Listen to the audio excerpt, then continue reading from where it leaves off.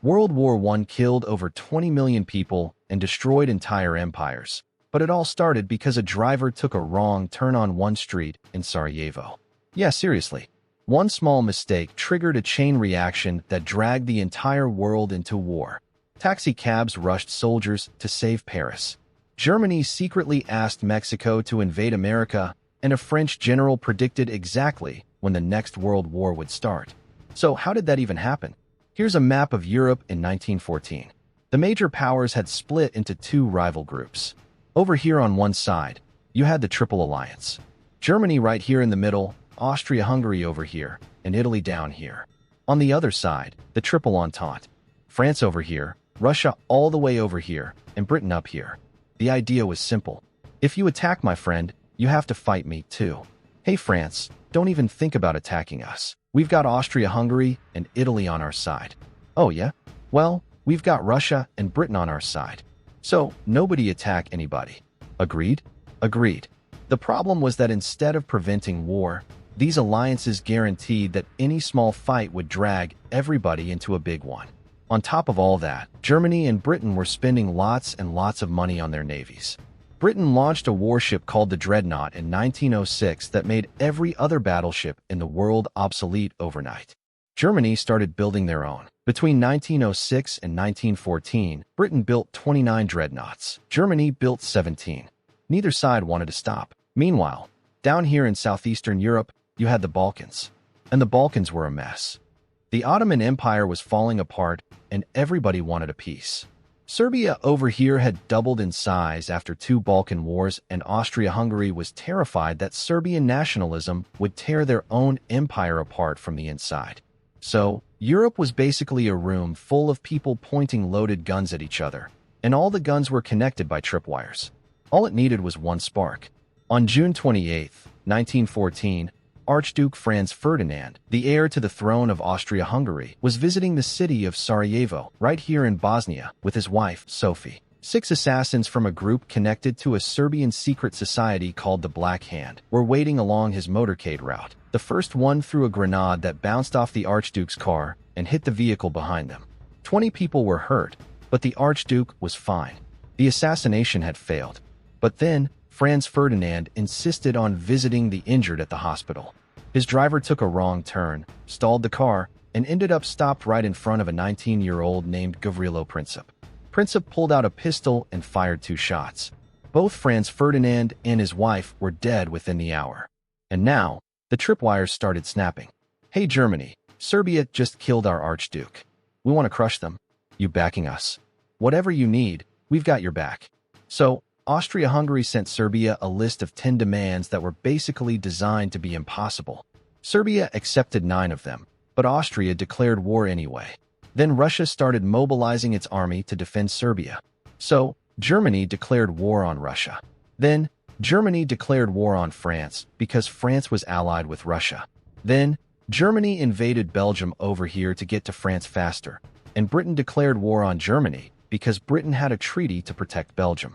Hey Britain, you can't be serious about going to war over Belgium. We have a treaty. A treaty? That's just a scrap of paper. In just 6 days, almost every major country in Europe was at war, and everybody thought it would be over by Christmas. Germany's plan was called the Schlieffen Plan. Swing a massive army up through Belgium, loop around through here, and crush Paris in 6 weeks. Then, turn the whole army around, go all the way over here, and deal with Russia. Quick and easy. But Belgium actually fought back. The fortress city of Liège held the Germans for almost 2 weeks. Then, Germany brought in enormous 420mm siege guns called Big Bertha and blasted right through. The Germans marched through Belgium and killed roughly 6,000 civilians along the way. They burned the university library at Leuven with 300,000 medieval manuscripts inside. About 1.5 million Belgians became refugees. By September, the Germans were within 30 miles of Paris. The French government fled to Bordeaux. But the Germans had marched so fast that a gap opened between 2 of their armies. French General Joffre spotted it and counterattacked. 600 Paris taxi cabs rushed soldiers to the front. The Battle of the Marne stopped the German advance, and the Schlieffen Plan was dead. Then, both sides tried to outflank each other, racing northward toward the English Channel. When they ran out of room, they started digging. By Christmas 1914, a continuous trench line stretched 475 miles from the North Sea all the way down here to the Swiss border. And that front line barely moved for the next 3 years. Now, speaking of that first Christmas, something strange happened. On Christmas Eve, German soldiers started singing Silent Night across no man's land. British soldiers answered with their own carols. About 100,000 men climbed out of their trenches, exchanged cigarettes and food, and buried each other's dead. It was the last time anything like that ever happened. By the next Christmas, commanders ordered artillery to fire on Christmas Eve just to make sure nobody tried singing again. And those trenches were a nightmare. Soldiers lived in narrow ditches filled with mud, rats, and dead bodies. Lice covered almost every man on the front. A disease called trench foot rotted soldiers' feet from standing in water for days. And then, in April 1915, Germany introduced something new: poison gas. At the Second Battle of Ypres, Germany released 168 tons of chlorine gas along a 4-mile stretch of the front. Soldiers who had no protection choked, went blind, and drowned in their own lungs. Both sides started using gas after that. Meanwhile, on the Eastern Front over here, things moved faster, but were just as bloody. At the Battle of Tannenberg in August, the Germans destroyed an entire Russian army in 4 days. Russia lost 92,000 prisoners. But Russia crushed Austria-Hungary's army down in Galicia, killing or wounding 420,000 men. The Habsburgs never recovered from that. The Ottoman Empire also joined the war after German warships, flying Ottoman flags, bombarded Russian ports. So now the war stretched all the way from Belgium over here to the Middle East down here. In 1915, the British came up with a plan. Hey, let's attack the Ottoman Empire right here at Gallipoli, force open the Dardanelles, and open a supply route to Russia. A young politician named Winston Churchill pushed the whole thing. Ottoman forces held the high ground and pinned the Allies on the beaches for 8 months. Each side lost roughly 250,000 men. Churchill had to resign. Now it's 1916, and the war got a whole lot worse. At Verdun, right here in France, Germany tried to bleed France dry. The battle lasted 303 days and produced roughly 750,000 total casualties. France rotated about 75% of their entire army through one single battle. Then, the British launched their own offensive at the Somme.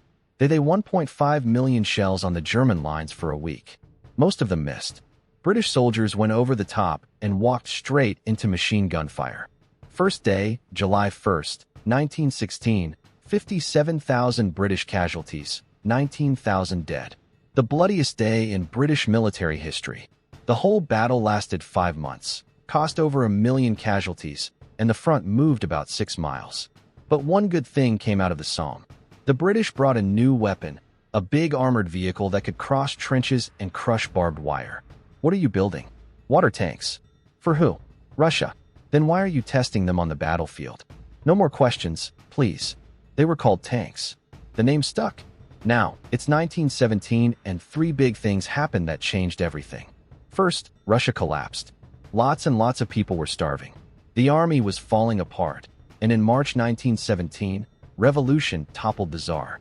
A few months later, a man named Lenin seized power and pulled Russia out of the war. Russia signed a terrible peace deal, giving up 1/3 of its population, 1/3 of its farmland, and 90% of its coal mines. But the big problem for the Allies was that 1 million German soldiers were now free to head west.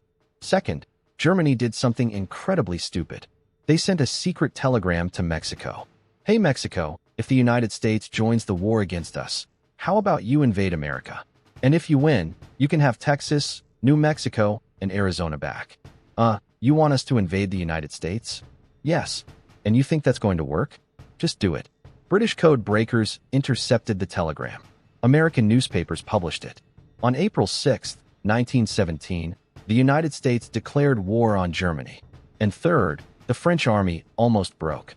After a disastrous attack that killed 130,000 men in days, soldiers in about half of all French divisions refused to attack. They agreed to keep defending their trenches, but they would not charge into machine guns again. The new commander, Pétain, calmed things down with better food and regular leave. But American troops were still months away from arriving in large numbers. Germany knew it had one last chance. In March 1918, over 6,000 guns fired 1 million shells in 5 hours. Stormtroopers punched through the lines and advanced 40 miles, the biggest gain since 1914.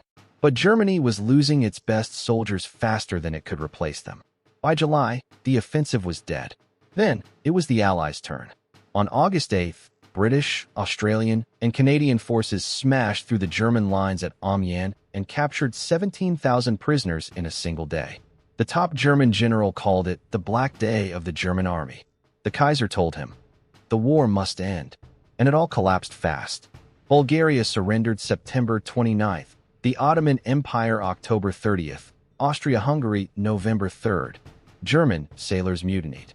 The mutiny spread across Germany. The Kaiser abdicated on November 9th and fled to the Netherlands. 2 days later, on November 11th, 1918, at the 11th hour of the 11th day of the 11th month, the guns went silent. The armistice was signed in a railway car in a French forest near Compiègne. And now, it was time to figure out who owed what to whom. The Treaty of Versailles was signed on June 28, 1919, exactly 5 years after the assassination in Sarajevo. Hey Germany, this war was your fault. We didn't start it. Doesn't matter, you're paying for it. How much? 132 billion gold marks. And you're losing 13% of your territory over here, and all your colonies, and your military gets capped at 100,000 men. No air force, no tanks, no submarines. Anything else? Yes, you're not allowed to join with Austria, ever. This doesn't seem fair. Sign it, or we invade. For empires that had existed for centuries were gone. The German Empire, the Austro-Hungarian Empire, the Russian Empire, and the Ottoman Empire. New countries appeared all over the map. Poland over here, Czechoslovakia here, Yugoslavia here, Finland, Estonia, Latvia, and Lithuania up here. The Middle East was carved up between Britain and France in ways that still cause problems today. A corporal named Adolf Hitler who had served on the Western Front would spend the next 20 years exploiting Germany's anger over the treaty. French Marshal Foch looked at the whole thing and said, "This is not a peace. It is an armistice for 20 years." He was off by 65 days.